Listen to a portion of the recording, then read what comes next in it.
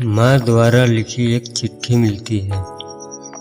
यह कहानी है शहर में रहने वाले महेश की, जो अपने माँ के साथ रहता था। उसके पिताजी के गुजर जाने के बाद उसके घर की आर्थिक स्थिति खराब हो गई। उसकी माँ दूसरों के घरों में झाड़ू और पोछा लगाने का काम करती थी।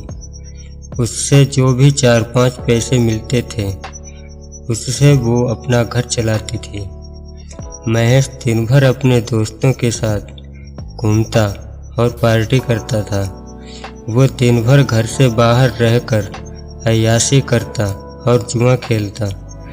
धीरे धीरे वक्त बीतता चला गया और उसकी माँ बूढ़ी होती चली गई। उसकी माँ रोज महेश से कहती, बेटा अपने लिए एक अच्छा सा जॉब ढूंढ लो, लेकिन माँ की बातों को वो नज़रअंदाज कर देता।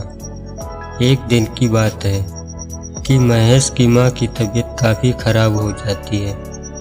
उस दिन वो किसी के घर काम करने नहीं गई। घर में पैसा न होने की वजह से महेश अपनी माँ का इलाज न करा पाया, जिससे उसकी माँ की तबीयत दिनों दिन खराब होने की वजह से वो मर गई। महेश को समझ नहीं आ रहा था कि वो क्या करे, क्योंकि उसकी माँ के गुजर जाने के बाद वह अकेला पड़ गया था। उसके पास रहने के लिए तो घर था, लेकिन खाने के लिए कुछ भी नहीं। उसके सभी दोस्तों ने उसका साथ छोड़ दिया। वह अपनी माँ की बातों को याद कर जोर जोर से रोने लगा। वह भूख से पागल हो गया और घर में इधर उधर खाने के लिए ढूंढने लगा।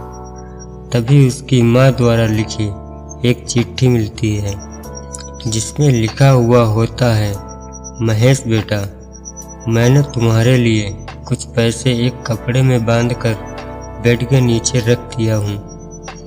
तुम उसे लेकर अपना भूख मिटा सकते हो। महेश को अपनी माँ की इस भावना को देखकर उसे रोना आ गया।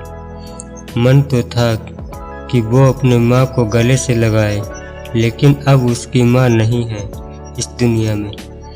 इस दुनिया में एक माँ ही ऐसी होती है जो अपने बेटे को बिना किसी स्वार्थ के प्यार करती है। इसलिए दोस्तों, अपनी माँ का दिल कभी ना दुखाएं, क्योंकि वो माँ आपको जान से भी ज़्यादा चाहती है। इसलिए उनकी सेवा किया करो।